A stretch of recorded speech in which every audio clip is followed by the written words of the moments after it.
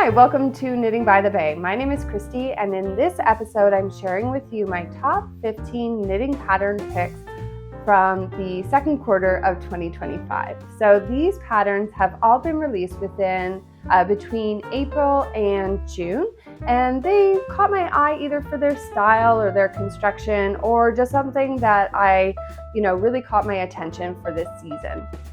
Whether you're looking for something new to cast on or you're just interested in hearing about what's been released recently, this episode is a roundup of what I think deserves a closer look.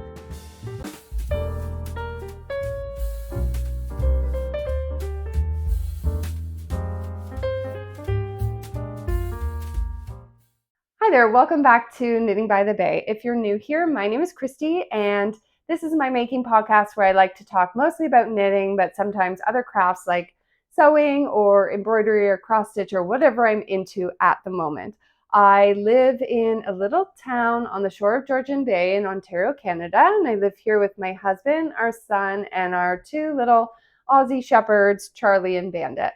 In today's episode, I wanted to talk to you guys about some of the newer release patterns for the second quarter of the year. So I already did another video a little while ago for the first quarter of the year, so everything released from January until March, and I will link that down below if you guys haven't seen it and you're interested in looking at those newer patterns as well. But today's episode is going to be all about the patterns released from April until June.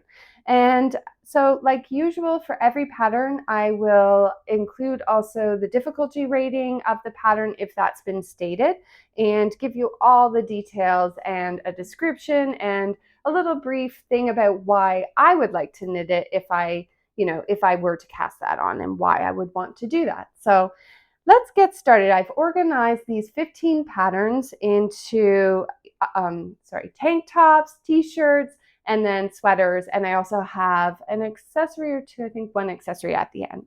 So let's begin with the tank tops. The first one on my list is the Ivy top. This is a pattern by Petite Knit, and it's a DK weight sweater knit on US 6 or 4mm needles. The sizes for this one range from 75 to 150 centimeters or 29.5 to 59 inches. And the suggested yarn for this pattern, there's two of them here, Knitting for Olive Pure Silk or Sandnes Garn Tin Lena held double. So so you would hold either of those yarns double. And this pattern has a difficulty rating of intermediate. And so this Ivy top is knit top down, beginning with shoulder increases and short rows. The front and back yoke are worked flat, then joined to form the body, which is completed in the round. And what I like about this pattern is it's just sort of a very basic, nice tank top that you could wear either, very casual with some jeans or shorts or something, or you could also dress it up with some, nice trousers or something like that. And so I think it's a very versatile pattern, something you could knit in many different colors. All right, so my second tank top is called the Louise, and this is a pattern by Natasha Hornby. This is a fingering weight top knit on US 2.5 or 3mm needles. The sizes for this one range between 85 to 153.5 centimeters or 34 to 61.5 inches. The suggested yarn for this is Momonoki yarn, Rami silk, and she has not stated the difficulty rating. So Louise is worked top down, beginning with the back shoulders. After shaping the V-neck at the back, the shoulders are joined and the back is worked flat to the underarm while shaping the armholes. Stitches for the fronts are picked up from the shoulders, and after completing the V-neck, the fronts are joined and worked flat to the underarm. The front and back are then joined to work in the round until you get to the split hem, which is finished flat.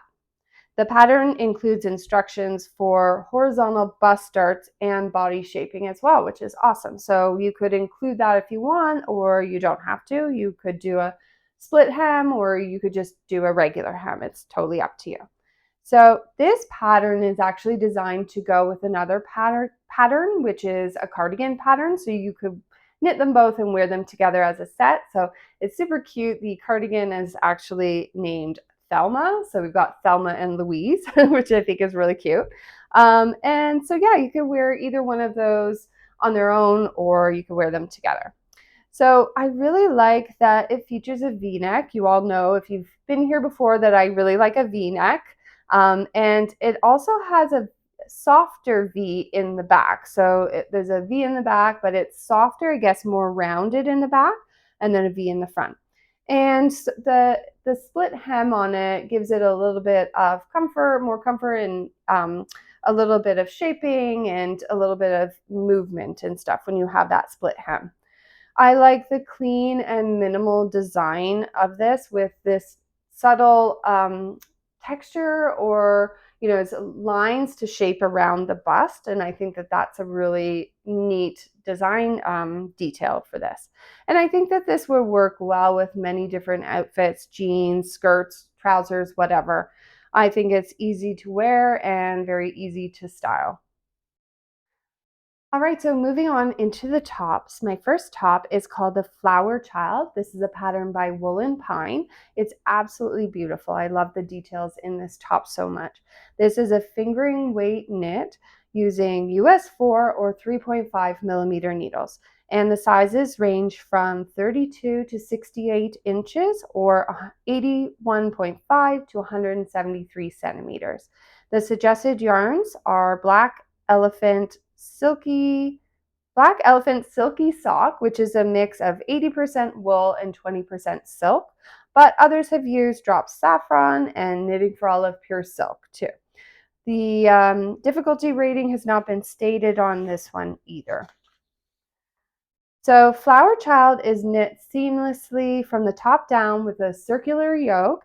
It has a delicate picot neck on it. It's a cast on collar, which adds like a vintage inspired look to it. The lace yoke features leafy eyelets and little bauble buds. It is worked with both written and charted instructions, so whichever one works better for you, you have both options there. And then after dividing for the sleeves, the body is knit in the round in stockinette and finished with 1x1 ribbing and a sewn bind off, it says, but you could do whatever kind of bind off you want. The sleeves are then picked up and worked in the round with the matching ribbing. So what I love about this pattern, well, first of all, I love Woolen Pine's patterns so much for many reasons. First of all, they're very size inclusive. And even on their pattern page, when they have so many sample pictures knit for different body types, and under each picture, it lists the bust size for that model and what size was knit. So you get, and what yarn it was knit in. So you get all of that information right there on the pattern page, which I think is amazing. It's really good to see, how it looks on different body types, and I love that. They also include a ton of details and instruction in their patterns and on the pattern page before you even buy the pattern. And so I think that's awesome. And then I'm also a sucker for a picot edge. I really love that collar has that really cute detail. I think that's so pretty. And yeah, it's actually a picot cast on edge, which I've only ever done on a pair of socks before, but I really like doing that. That was a lot of fun to learn. So yeah, I think that lacy picot style edge at the top gives it a very vintage inspired vibe that I really like. And it also includes lace and baubles, which will make it a lot of fun. So you're going to be doing that all for the yoke. And then the rest of the top is stockinette. So you get a little bit of a interesting knit, and then you also have a very relaxing stockinette for the body. And if I were to knit this, I think I would like to try knitting for olive pure silk. And I really like the color rhubarb juice. So I'll put a picture of what that looks like. And I think that would look so pretty paired with a long, flowy sort of white skirt. All right, so my second top on the list is called the Juno Tea. This is a pattern by Sari Nordlund. It is a light fingering weight top knit on US 2.5 or 3 millimeter needles. And the sizes for this one range from 77.5 to 151 centimeters or 30.5 to 59.5 inches. The suggested yarn for this one is Knitting for Olive Cotton Merino. And the Juno Raglan tee is knitted seamlessly from the top down. The neck shaping is worked flat, after which the rest of the tee is worked in the round. The lace pattern is knitted on the sleeves only, while the front and the back of the tee are worked in stockinette stitch. So I really like these tees that are very basic and plain on the front, but have this pretty lacy detail on just the sleeves. I think that really, I like that kind of combination of a knit where you've got a little bit more interesting thing and then some, a relaxing stockinette that you can just zone out to and watch TV or something.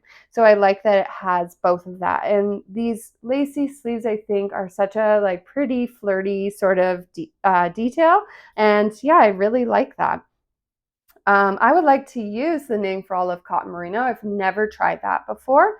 And I think for this tee, I would like to make it in more of a basic color so that the lace like really shines. And so I would like to knit in Knitting for Olive Cotton Merino in the color Coal, which is basically a black. I'm not sure, it's hard to tell if it's a black or if it's like a very, very dark gray coal color.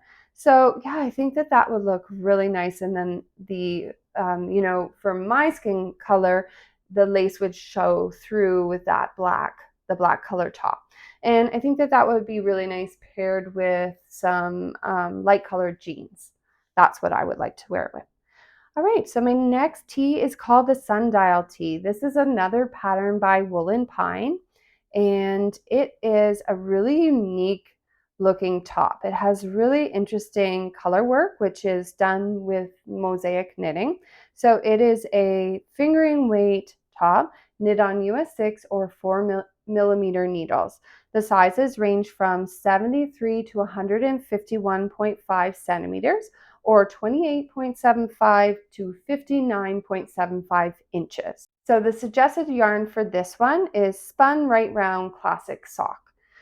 The Sundial tee is knit flat, top down in 2 pieces, and there's no purling in this top, just knit stitches throughout the entire thing. And it starts with a provisional cast on and short rows at the shoulders for shaping. The back features mosaic stripes and finishes with a 2x2 ribbed hem. Front stitches are picked up at the and shaped to match the back. Sides are then seamed to the underarms using mattress stitch, and the neckline and sleeves are picked up and worked in the round. This top is finished with simple ribbing for a clean and wearable look. And what I like about this pattern, the mosaic knitting is made very simple with one color per row and with just slip stitches. So there's no floats here like doing stranded color work. And there's no purling required for this top at all. And I think that this is a great pattern for using up stash yarn. Works great with scraps or minis or advents or any kind of hand spun yarn that you might have. Anything that you have left over, you could use it to make this top. And it has a very tailored fit. It's got some shaping to it and clean seams, creating a polished silhouette. Number 6 on my list is called the Avenue Tee. This is a pattern by Tori Yu. It's a fingering weight top knit on US 4 or 3.5 millimeter needles. It has a size range from 32 to 64 inches or 81.5 to 162.5 centimeters. The suggested yarn for this is Explorer Knits Fibers Denali Sock, but others have used Knitting for Olive Cotton Merino or Pearl Soho Buttercup Cotton. The Avenue Tee is the hand knit version of a favorite store-bought t-shirt. So it you know, it looks just like something you could buy, like a cotton t-shirt that you would buy in the store, but it's hand knit, so it's more special. It's very size inclusive pattern, and it has two different neckline options, a crew neck or a v-neck. It's also top down seamless construction with a fit that mimics set-in sleeves. It's very lightweight and easy to wear, and it's just a perfect everyday tee. So I love the basic tee set. I love this basic tee set because it's actually two patterns in one. So you can do a crew neck, or you could do a v-neck, or you could do both of them. And I would probably knit the v-neck, but I also do like the crew neck. I like the shape of the tee. I like that the sleeves are sort of like a set-in sleeve, it says, instead of the usual raglan sleeves that a lot of the t-shirts have. And I really like that. I think it's great that you can knit two different styles in one. Okay, my next pattern, number 7, is one that I've been waiting a long time for this one to come out because she's been teasing it a little bit on her Instagram for a while, and I thought it was really, really pretty. And so, yeah, I'm excited that this one has come out. It is the Winnie top. This is a pattern by Lily Kate France. It's a DK weight top knit on US 5 or 3.75 millimeter needles. The sizes range from 28 to 62 inches or 71 to 157.5 centimeters. The suggested yarn for this one is Cardiff Cashmere Classic, which is quite a pricey yarn. I think it would be beautiful to use for this top, but you know, it is quite pricey. So others have used Drops, Cotton Merino. There's many different types of yarn that you could use if you are trying to be more budget friendly. This is a classic V-neck top with delicate lace edgings, gentle shaping with an understated, elegant vibe. It's knit top down in the round.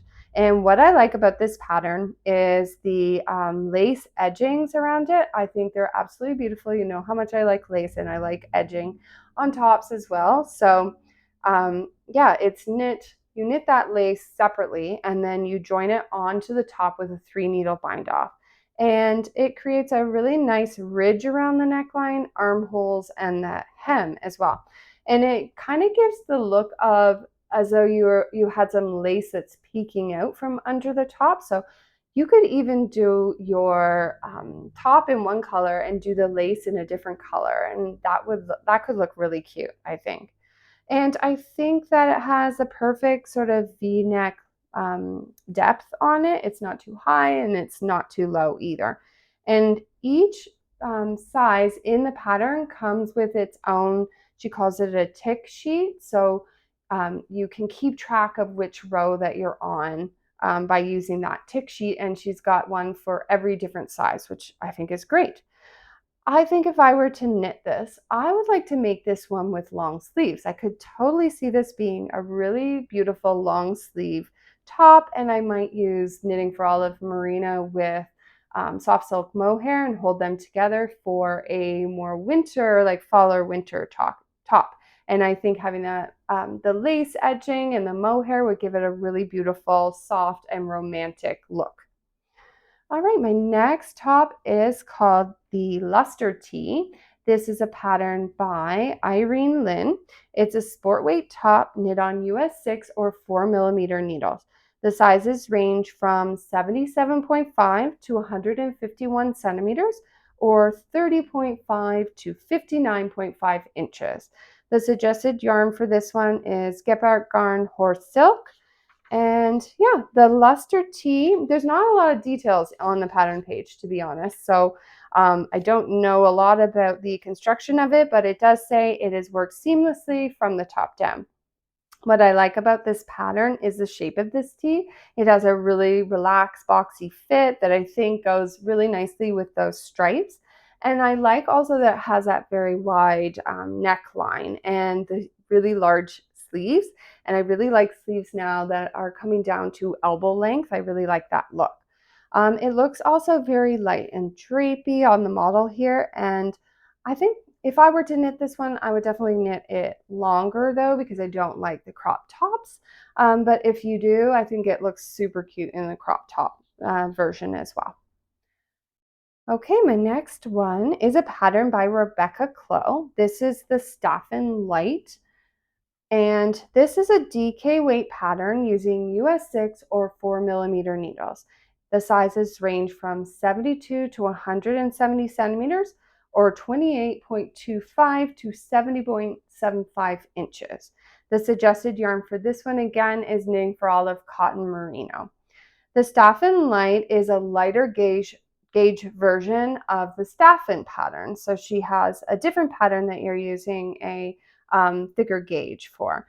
This pattern includes a sweater, and the sweater can have short or long sleeves, and also a vest too.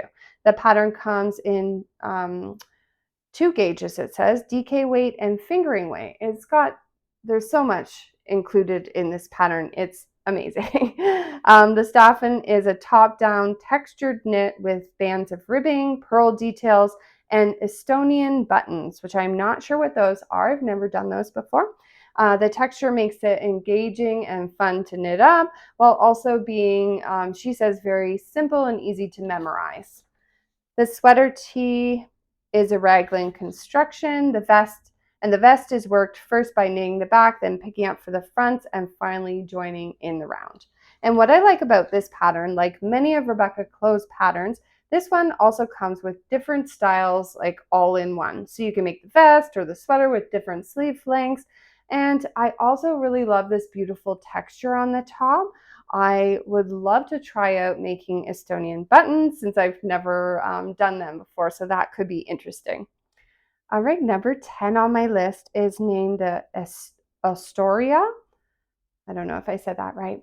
This is a beautiful pattern by Anna Joanna. It's a fingering weight cardigan sweater knit on US 3 or 3.25 millimeter needles, and the sizes range from 35.75 to 68.5 inches or 89.5 to 171.5 centimeters. And the suggested yarn is Farmer's Daughter Soka Pie. I'm not sure how to say that, but anyway, the difficulty rating, she says, for this one is intermediate. Ostara is a simple, neat cardigan with a raglan sleeve and a V-neck. It's easy to knit and can be a key piece in your wardrobe. You can keep it plain or add this beautiful embroidery detail that she has. You can see in the sample here. It is absolutely gorgeous. This is what really caught my eye, obviously, for this pattern. And yeah, you can, either way, it's a beautiful cardigan that you can knit. Either you do it simple or you do this amazing embroidery on there, which I believe there's a template included with instructions on how to complete that embroidery. The Ostara is knit seamlessly from the top down. The button band is worked last and finished with a 2-stitch I-cord bind off. And, you know, this is a really lovely basic cardigan that could be a staple piece in your wardrobe. But this gorgeous embroidery is really the star of the show. I'm not sure that I have the patience to do that, all that stitching, but I think it really is a work of art. All right, number 11 is the Breathe Blouse. This is a sport weight sweater. It's a pattern by Gudrun Fessel. It's a sport weight sweater knit on US 4 or 3.5 millimeter needles. The sizes range from 80 to 120 centimeters or 31.5 to 47.25 inches. So the suggested yarns for this one is Ito Sensei held together with Ito Shimo. The Breeze blouse is light and airy and flowing with these beautiful big trumpet sleeves. It features 8 decorative lace eyelets that form the neckline to the hem, or that go from the neckline to the hem. And these are where all your increases are done, in those eyelets. It's knit seamlessly from the top down in the round, and there's short rows to shape the neckline and back for a better fit. And it has twisted rib for all of the trims. It's a slightly cropped design, but the body and sleeve length can be adjusted. I love the beautiful bell-shaped sleeves on this top and the lovely eyelet detailing on the front and the sleeves. I think when knit in these suggested yarns, it gives it a really nice and airy, drapey sort of feel. Okay, so my next one on the list is the Sabai Sweater. The Sabai Sweater is a pattern by Suzanne Mueller.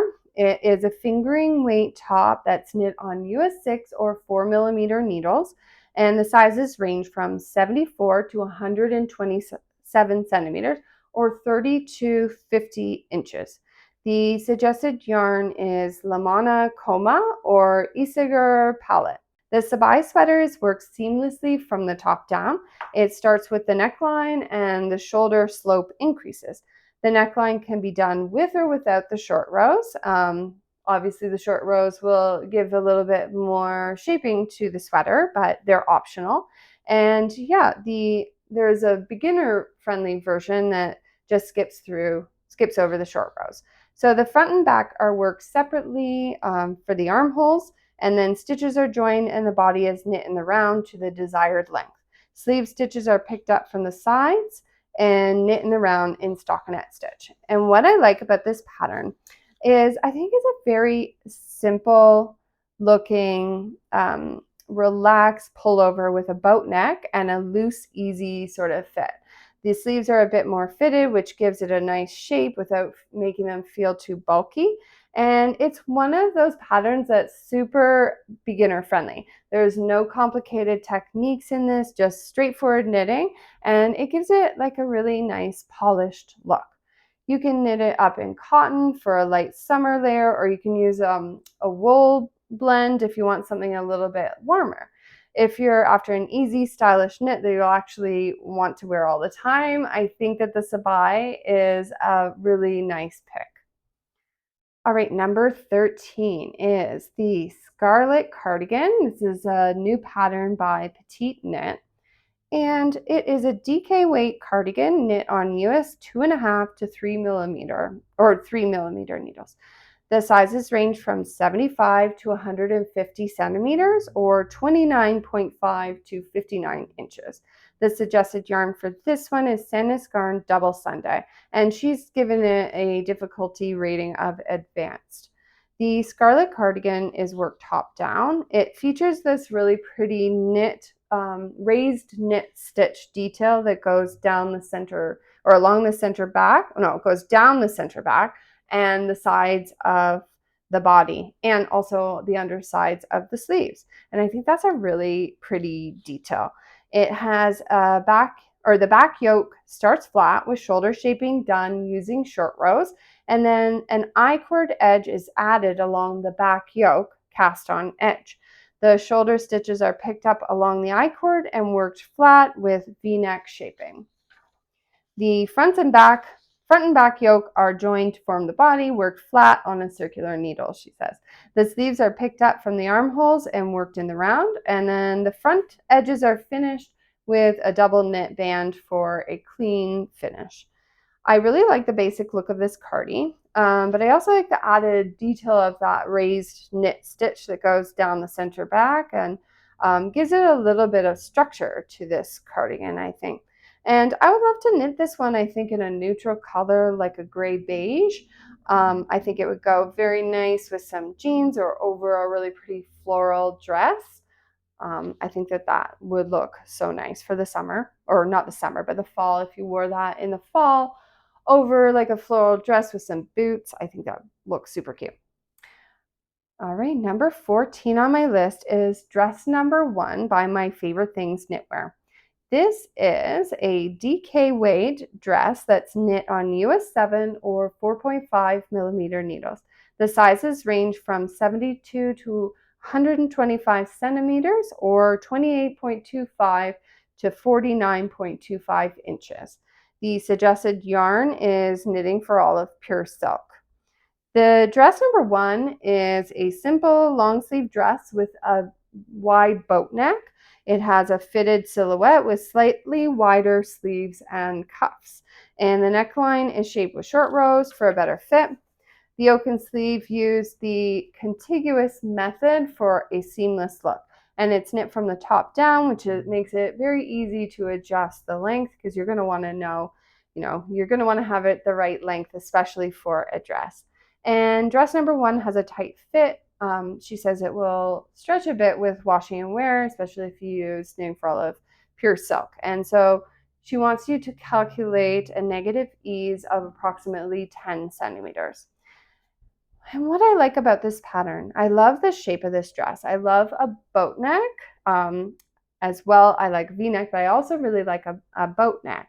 And I really like those pretty bell sleeves.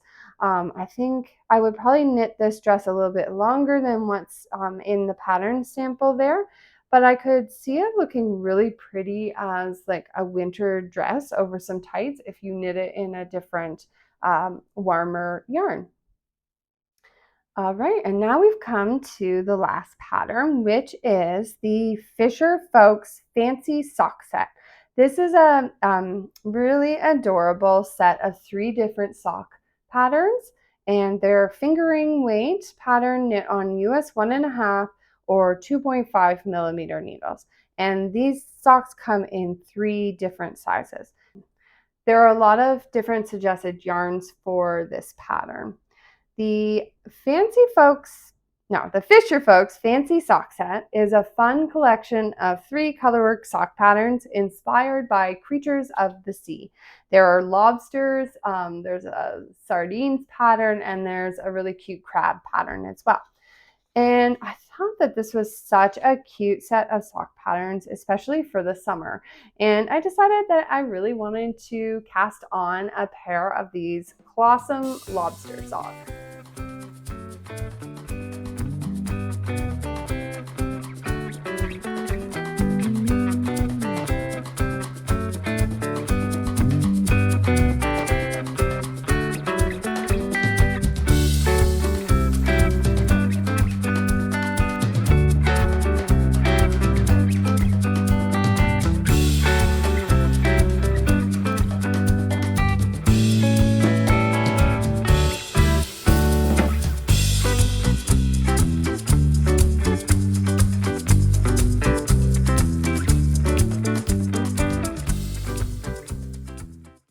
I will show you guys what I have finished so far of this, of my lobster socks. It's hard to show you how they look. So I've done the heel turn, and now I'm just working on the foot part. And I think they're so cute.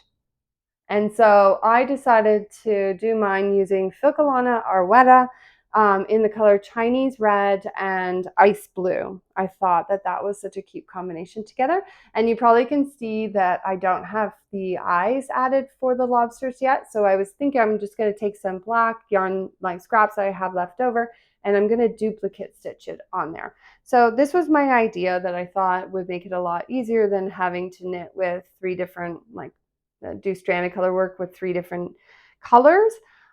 But I'm also now thinking that possibly that might be a lot more work to have to weave in all these ends after doing the duplicate stitch. I don't know if you guys have any suggestions about that, or opinions about that, what you think would have been easier to do. But anyway, what's done is done. So I will be duplicate stitching the eyes on the lobsters after. I am making size 2, which is 64 stitches. That's my standard go-to for knitting socks. And I'm really enjoying this so far. I really like this Filcolana Arwetta. I think it's a really soft yarn, but it also kind of plumps up a little bit. And I've also read that it does a really good job of, like, when you block it, it just looks really great after. So yeah, I'm happy using this yarn so far. And normally I would knit socks on a circular needle doing the magic loop method, but I decided I wanted to try it out with some double pointed needles because I recently in the winter did some mittens and I used double pointed needles for those.